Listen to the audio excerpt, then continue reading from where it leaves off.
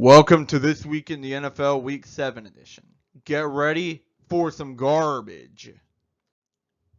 Guess what? I am not going to review this Saints game. Nope, I refuse to review this Saints game. If you want to see how I reviewed it, you might want to check my recent college video in the top right corner. Pain, a short poem about the city of Cleveland, by St. Brown the Trojan. You feel like you've experienced pain before when you stub your toe or something like that? This city was rooted in pain, molded by it, changed and shaped by the world of pain. They always have hope every changing season, whether it be in basketball, baseball, or heck even football, but they're always bested by their next door neighbors. And the only good thing to come out of Cleveland moved out of it immediately because it sucks so bad. There is nothing for the Browns anymore but pain. This is quite the bittersweet loss for me. The Falcons lost, but to the hands of the Bengals, and I never want to see the Bengals do well. But on the other side, I like to see the Falcons suffer, and oh boy. Think positive thoughts, St. Brown the Trojan. These teams are a combined 7-7. Well, this wasn't a surprise at all. The Panthers are down their only weapon, and without him, the Buccaneers will crash and smash the... Oh, wait, this is the wrong script. Hold on, let me get the real script. Bow down to your new kings of the NFC South. The Buccaneers were beaten on their first try by the Carolina Panthers, even though for the other two teams it took bad quarterbacks and stupid ref calls. But the Carolina Panthers were the only one to beat them first try, and even so without the help of Christian McCaffrey. Clearly, this is going to be the greatest team in the NFC South. Take the division, Carolina. It's free. Now, can basketball season start sooner? Because, good lord, you are not winning anything else in the playoffs. Well, this has to be the most disappointing team in the nation. At least Matt Ryan is gone. Now you guys are starting... Oh, lord. Sam Ehlinger. Last seen with the Texas Longhorns in 2020. Let's go! Oh, yeah, this team. At least you guys weren't expected to steamroll your division. The Colts were, though. But yeah, this is another disappointment. By the way, that makes the Jets the second place team in the AFC, tied with the Chiefs. The AFC just kind of makes me sad. How is it that preseason contenders for the Super Bowl were all in this conference, and yet the Jets are 5-2? Oh lord. The only thing that would make this even stupider is if they won their friggin' conference. Luckily it is Josh Allen and Nick though, so good luck. You guys have to be the most shocking 6-1 team I've ever seen. Granted, it took several miracles, including stopping the Jaguar 1 yard short of the end zone, but you did it. Good job, boys. Okay, that Russell Wilson trade turned out to work way better for the Seahawks than it did for the Broncos. Because now the Seahawks are destroying opponents. And guess what? You're first place in the NFC West. Just don't let that get to your heads soon, boys. I have no words for this.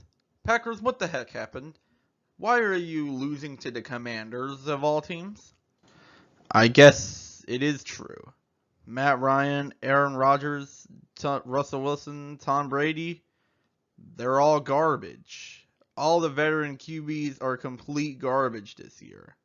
It's quite sad, actually, to see them in this state. Also, Commanders going to the Super Bowl? This feels awkward to say. Oh my gosh, it's a miracle. Familiarity in a chaos-filled NFL. Oh my gosh, it's beautiful seeing the Chiefs destroy opponents. Especially after losing to the Bills in non-spectacular fashion. They did kind of have to pull away, though. Tonight on How About Them Cowboys? It's the return of Dak Prescott as cries of "We are winning the Super Bowl" filled the heart of Texas.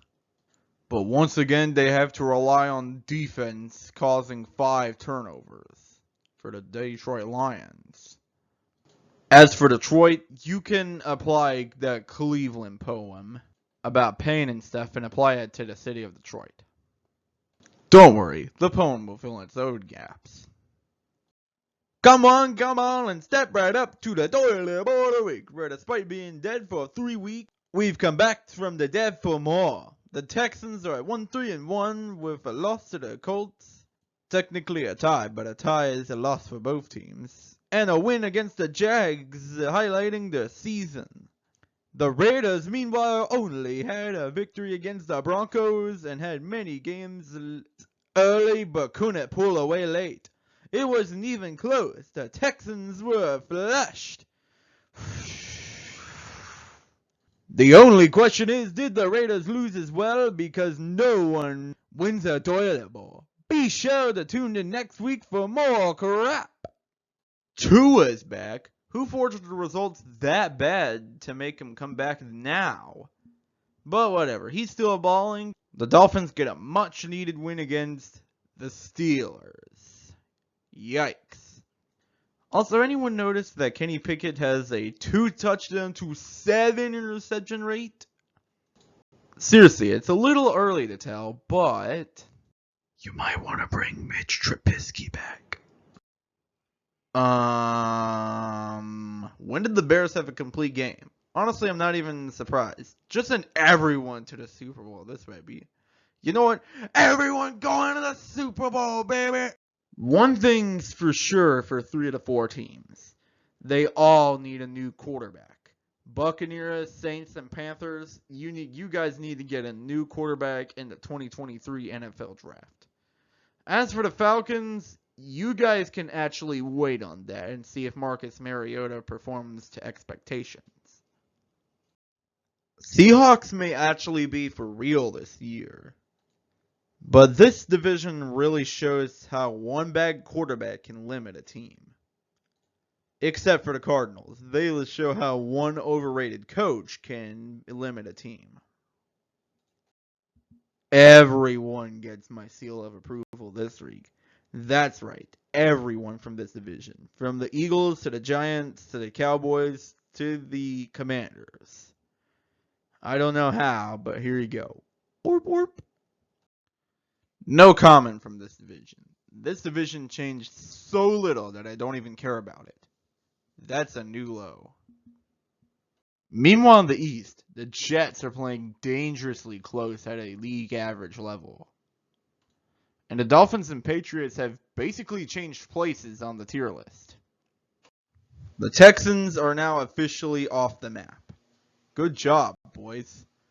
Also, Titans are still winning the division by default.